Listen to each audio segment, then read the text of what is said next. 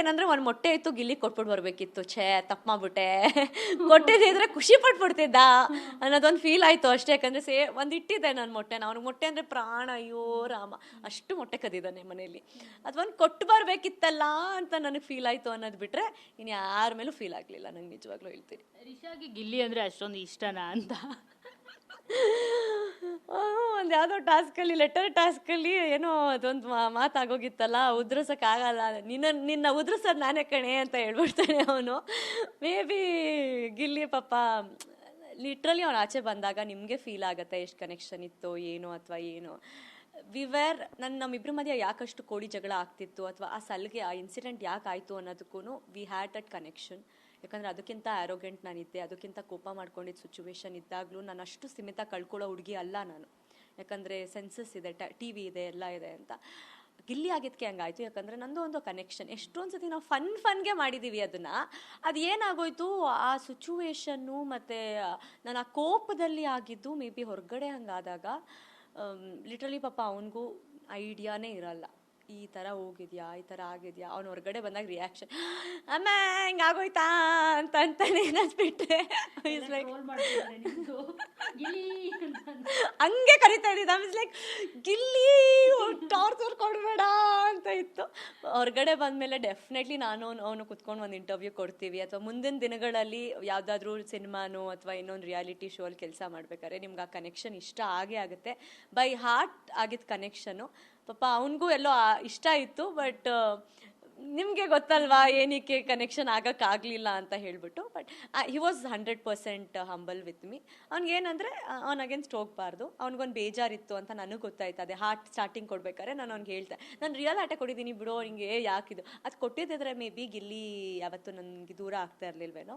ಅವನು ಅದನ್ನು ತುಂಬ ಪರ್ಸ್ನಲ್ ಆಗಿ ತಗೊಂಡ ಅಂತ ಅನ್ನಿಸ್ತು. ಅಲ್ಲ, ಬೇರೆಯವ್ರಿಗೆ ನೀವೇನಾದರೂ ಹೊಡೆದಿದ್ದಿದ್ರೆ ಅವರು ತುಂಬ ಇಶ್ಯೂ ಮಾಡ್ತಾಯಿದ್ರು ಅಂತ ಅನಿಸುತ್ತೆ ಅಲ್ಲಿ. ಜೊತೆಗೆ ಅವರು ಕೂಡ ಸೇವ್ ಮಾಡ್ತಾರೆ, ಇಲ್ಲ ಇನ್ನೊಂದು ಚಾನ್ಸ್ ಕೊಡೋಣ ಅಂತ. ರಿಷಾ ಅವ್ರಿಗೆ ಇನ್ನೊಂದು ಚಾನ್ಸ್ ಕೂಡ ಸಿಕ್ಕಿತ್ತು, ಯಾಕಂದರೆ ಪ್ರಿವಿಯಸ್ ಟೈಮ್ ಸಂಯುಕ್ತ ಅವ್ರನ್ನ ಆ ಥರ ಮಾಡಿದಾಗ ಆಚೆ ಕಳಿಸ್ಬಿಟ್ಟಿರ್ತಾರೆ. ಸೊ ಎಲ್ಲೋ ಇಲ್ಲೂ ಒಂದು ಅವ್ರಿಗೆ ಡ್ರಾಬ್ಯಾಕ್ ಆಯಿತು ಅಂತ ಅನಿಸುತ್ತೆ. ಗಿಲ್ಲಿನ ಹೊಡೆದು ಇಡೀ ಕನ್ನಡಿಗರನ್ನ ಎದುರಾಕೊಂಡ್ರು. ನಾನು ಅಕ್ಸೆಪ್ಟೇ ಮಾಡಲ್ಲ ಆ್ಯಕ್ಚುಲಿ.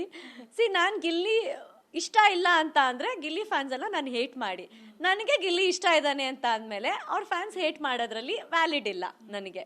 ಆ್ಯಂಡ್ ಅವನು ಬಂದ್ಬಿಟ್ಟು ಹೇಳ್ತಾನೆ, ಇಲ್ಲಪ್ಪ ಹಂಗೆಲ್ಲ ಇಲ್ಲ ಅಂತ ಹೇಳಿದಾಗ ನಾವು ಹೊರಗಡೆ ಬಂದಾಗಲೂ ಆ ಬಾಂಡ್ ಅಂತೂ ನಿಜವಾಗ್ಲೂ ನಾನು ಯಾರ ಜೊತೆ ಇಟ್ಕೊಂಡಿರ್ತೀನೋ ಅಲ್ವೋ, ನಾನು ಗಿಲ್ಲಿನ ಫ್ರೆಂಡ್ಶಿಪ್ ಅಂತೂ ನಾನು ಬಿಡಲ್ಲ. ಬಟ್ ಏನಾಗೋಯ್ತು, ಅದೇ ಹೇಳ್ತಾರಲ್ವಾ, ಎಮೋಷನ್ಸ್ ಅನ್ನೋದು ಮ್ಯಾಟರ್ ಆಯ್ತು ಇಲ್ಲಿ ಅಷ್ಟೇ. ನಾವು ತಮಾಷೆಗೆ ಮಾಡಿದಾಗ ಅದು ಮ್ಯಾಟರ್ ಆಗಲಿಲ್ಲ. ಯಾಕಂದರೆ ತಮಾಷೆಗೂ ನಾನು ಅವನಿಗೆ ಸಲಿಗೆಯಲ್ಲಿ ಇದು ಮಾಡಿದ್ದೀವಿ. ಜೊತೆಗೆ ಕಾವ್ಯ ಒಂದ್ಸತಿ ಏನೋ ಬಾಟಲಲ್ಲಿ ಇದು ಮಾಡ್ತಾರೆ ತಮಾಷೆಗೆ. ಅವನು ರಕ್ಷಿತಂಗೆ ಕೈ ಹಿಂಗೆ ಮಾಡ್ತಾನೆ, ಕತ್ತು ಇಸ್ಕದ್ ಅದೆಲ್ಲ ಫನ್ ಇಲ್ಲದಾಗ ಜನರು ನೋಡಲಿಲ್ಲ. ಮೇ ಬಿ ನನಗೆ ಅನಿಸಿದ್ದು, ನನ್ನ ಎಮೋಷನ್ ಆ್ಯಂಗರಲ್ಲಿ ಇದ್ದಿದ್ದರಿಂದ ಅದು ಅವನು ಡ್ಯಾನ್ಸ್ ಮಾಡ್ತಾನೆ, ಎಷ್ಟೋ ಸತಾಯಿಸ್ತೀಯ ನನಗೆ, ಈ ಥರ ಇದ್ದಿದ್ದು, ಸತಾಯಿಸ್ಕೊಂಡಿರ್ತೀಯಲ್ಲ ಅಂದ್ಬಿಟ್ಟು ಕೋಪದಲ್ಲಿ ಅದು ಬಂದಾಗ ಹೊರಗಡೆ ಹೆಂಗೆ ಪೋಟ್ರೆ ಆಗಿದೆ ಅನ್ನೋದು ಬಿಟ್ಟರೆ ನನ್ನ ಮನಸ್ಸಲ್ಲೂ ಇರಲಿಲ್ಲ ಏನು. ಅದಕ್ಕೆ ಅವನು ಕೂಡ ಅದನ್ನು ಎಕ್ಸ್ಟೆಂಡ್ ಮಾಡಲಿಲ್ಲ. ಬೇರೆಯವ್ರದ್ದಾಗಿದ್ರೆ ನಾನು ಮುಟ್ತಾನು, ನಾನು ಅಷ್ಟು ಹಂಗೆ ನೋಡಿದ್ರೆ ನಂದು ಸೂರಜ್ದು ಜಾಸ್ತಿ ಆಗಿದೆ, ಅಥವಾ ಬೇರೆಯವ್ರ ಜೊತೆ ಆದಾಗ ನಂದು ಧ್ರುವಂತದೇ ಜಾಸ್ತಿ ಆಗಿದೆ.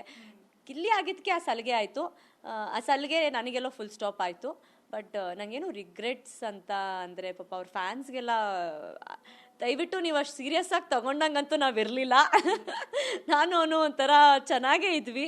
ಯಾಕಂದರೆ ಸೈಡು ಕರ್ಕೊಂಡೋಗಿ ಹೇಳ್ತೀನಿ ಅವನಿಗೆ, ಇಲ್ಲಿ ನೋಡು ಬಿಟ್ಬಿಟ್ಟೆ ಅಲ್ವಾ ಕೈ, ಇಷ್ಟೇ ಕಣೋ ನಿಂದು ಅಂತ. ಅವನು ಅಂತ ನೀನು ಹಾರ್ಟ್ ಕೊಡಲಿಲ್ಲ ಅಲ್ವಾ ನನಗೆ ಅವಾಗ, ಅಷ್ಟೇ ನಿಂದು ಇಷ್ಟೇ, ನೀನು ಮೈಂಡ್ ಗೇಮ್ ಮಾಡ್ತಾ ಇದೆಯಾ ಅಲ್ವಾ, ಅದಿತ್ತು ನಮ್ಮಿಬ್ಬರ ಮಧ್ಯೆ ಅವಾಗ ಆಗ್ತಾಯಿತ್ತು. ಅದಕ್ಕೇ ಅವನು ಇಷ್ಟು ವಾರ ಆದ್ರೂ ನನ್ನ ಜೊತೆ ಇದ್ದ, ನನ್ನ ಜೊತೆ ಮಾತಾಡ್ದ, ನನ್ನ ಸತಾಯಿಸ್ದ.